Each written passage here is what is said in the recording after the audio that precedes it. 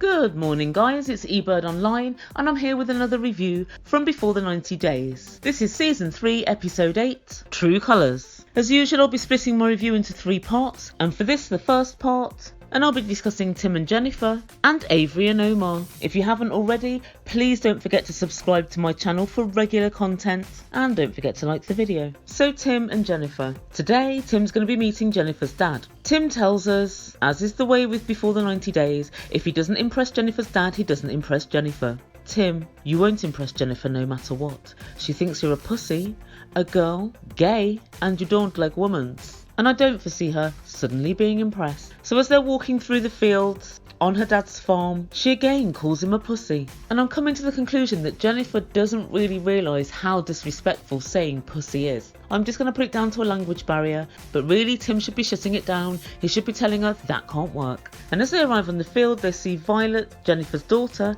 is with her granddad. The dad tells us that Jennifer's his only daughter, and at this point in time, my money's on Violet for taking over the farm. So her dad's quite an interesting character. Obviously he's a farmer and he looks somewhat like a Colombian cowboy. He's uber masculine and I'd basically say just testosterone in a human form. So he meets with Tim and they shake hands, and then they ask Tim to do some manly tasks on the farm. The first one is spraying the cows so that all the little animals that are on the cows get killed. Tim starts spraying, and I must say he does seem to be doing it quite badly and quite ineptly, and it's quite a strange thing because it's not a particularly masculine task. I mean, surely it's just like cleaning your car.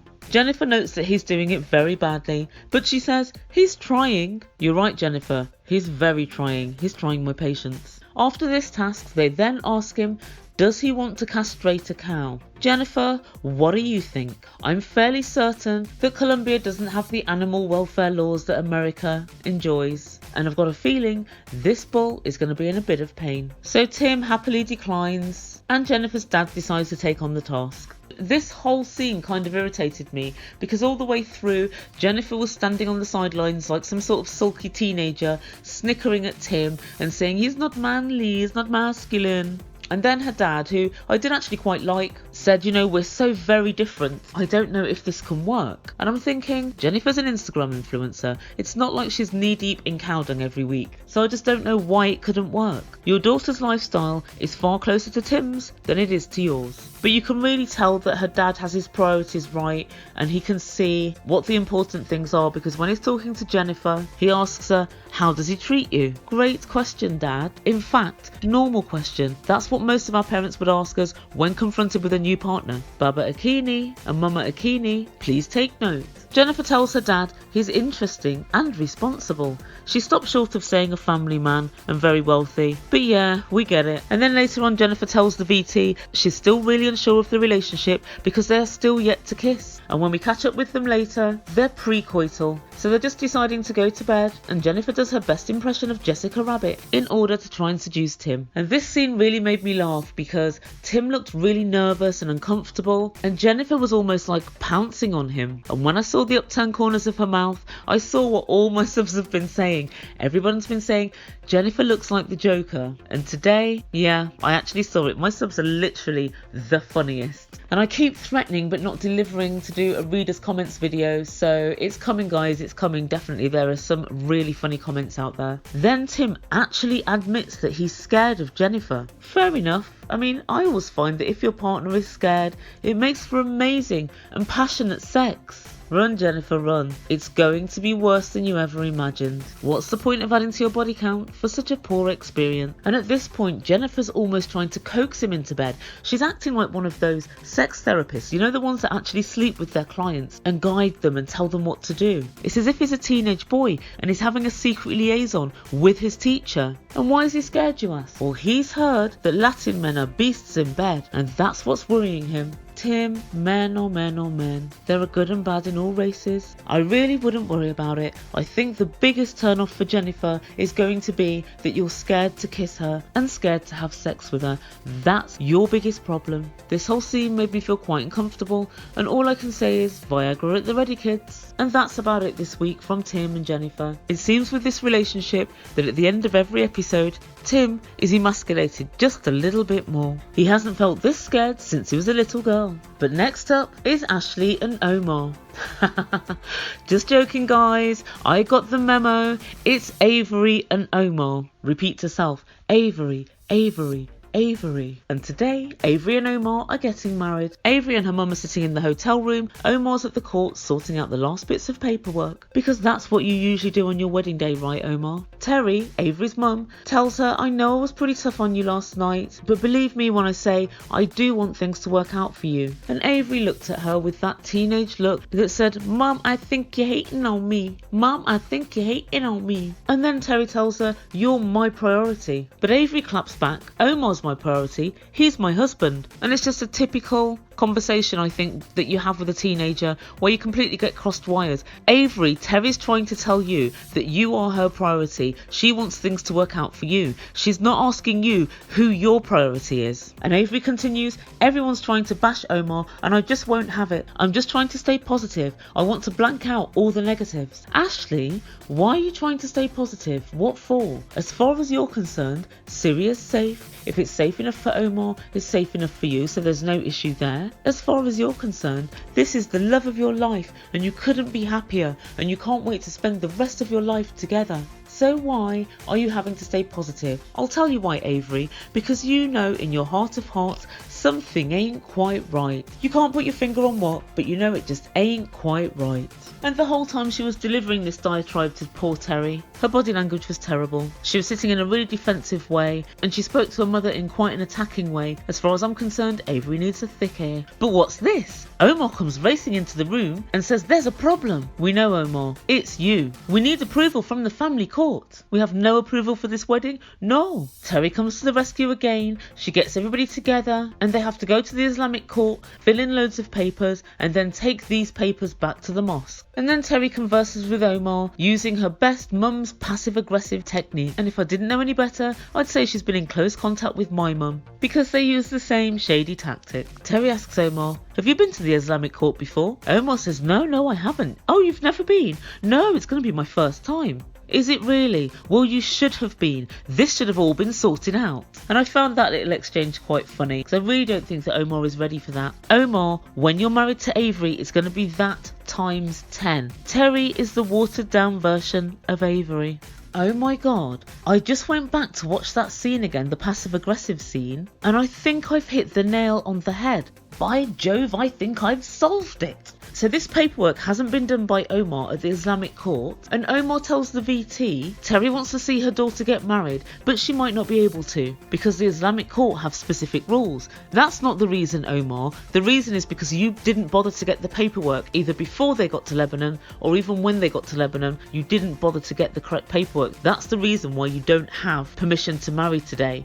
These rules have always been there. You just didn't follow them. And then he said something very telling. Terri may insult other Muslims.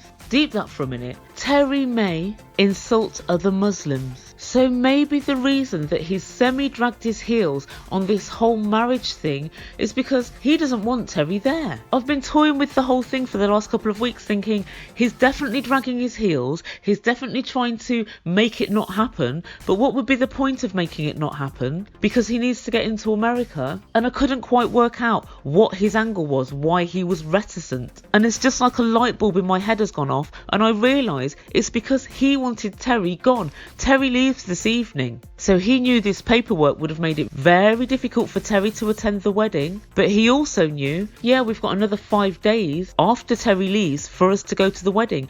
Terri's going to embarrass us. I think this is payback for Terri insinuating that Muslim men hit Muslim women. So let me break this down for a second. I think Terri did that because she was trying to poke a stick at him and see if he blew up. Well done, Omar, you didn't. But Omar's taken this as she doesn't really like Muslims. Actually, I don't really want her at my wedding. I think if somebody said black people do this or Jamaican people do that, I would be really offended and really irritated. I don't think I'd go so far as to try and stop my partner's mum from attending a wedding. I think that's quite a sneaky, duplicitous and quite selfish way to behave. The more I think about it, the less I like it. She's flown halfway across the world, Omar. Most parents would have blanked your ass. She's flown halfway across the world to see her daughter marry a man that she'd never met. You're getting a brand new wife and a visa. Omar, you could have thrown her the wedding. But where did you trip up, Omar? You underestimated both Terri and Avery. Yeah, for real, Omar has a very selfish streak. So they've got 40 minutes to get married and they're stuck in traffic. Terri tells Avery that she has to change as fast as she's ever changed before. Terri, Avery knows how to change fast. She's changed from meat eater to vegetarian. She's changed from a Christian to a Muslim. And she's changed from a wild child to a Muslim wife. She knows how to change alright. But then she changes into her wedding dress, and I have to say she looks absolutely beautiful. She covers up her tattoo with liquid concealer, and I'm wondering if they sell it by the gallon for Rebecca's upcoming nuptials. So Avery gets changed and she really does look beautiful, and Omar looks great in his suit. They go out to the car to go to the mosque. There's a guy there waiting. And then the most unbelievable thing happens. Avery has to cover her whole wedding dress in a Grand Wizard cape. A cape with a hood, and I want to say it slightly obscured her wedding dress. It completely covered her wedding dress. She could have worn sweats if she wanted to. Nobody would have been any the wiser. Terri asks, did you know you had to wear this? And Avery tells her, no, I wish I had have known, I don't understand. And then Omar tells us that he thinks it's nice, and it's just only for the bride. Omar says he wishes his family could have been present. His mum, his sisters, his wife. Just before the wedding begins, they're told they need a witness, and Terri offers her services gladly. Then Omar explains to Terri that you can only witness if there are 2 women there, so you either need 1 man or 2 women. Terri looks a bit upset, but the officiant explains to her that it's written in the Quran. But this whole 2 women thing has Terri bubbling, and Terri says to the VT later, I can't wait until a year's time to see what Avery thinks about all this. She's not going to like it. I don't necessarily think that that's going to bother Avery, but I don't think Avery's going to take direction from Omar. She seems quite single-minded and quite forceful, and let's face facts, she won't listen to her parents. So I don't know that she's going to necessarily listen to him down the line. When she really doesn't want to do something, or really does want to do something, I think it may well pose problems for her. So they find one of the guys to be the witness, and they agree on the dowry, which is $6,000.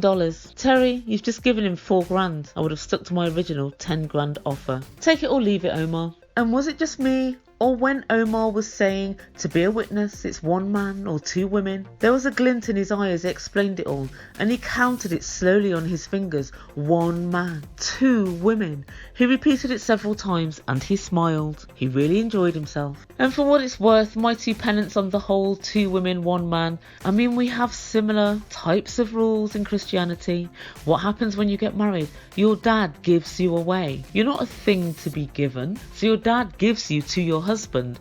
But we don't really take it like that. We take it as tradition, and that's just how it is. And I think that's what this is. This is like a tradition that they have, and I don't really think they necessarily think about it that much. I do feel sorry for Terri, however, and she said she wanted to sign something, so I understand you want it to kind of be there for time in memoriam.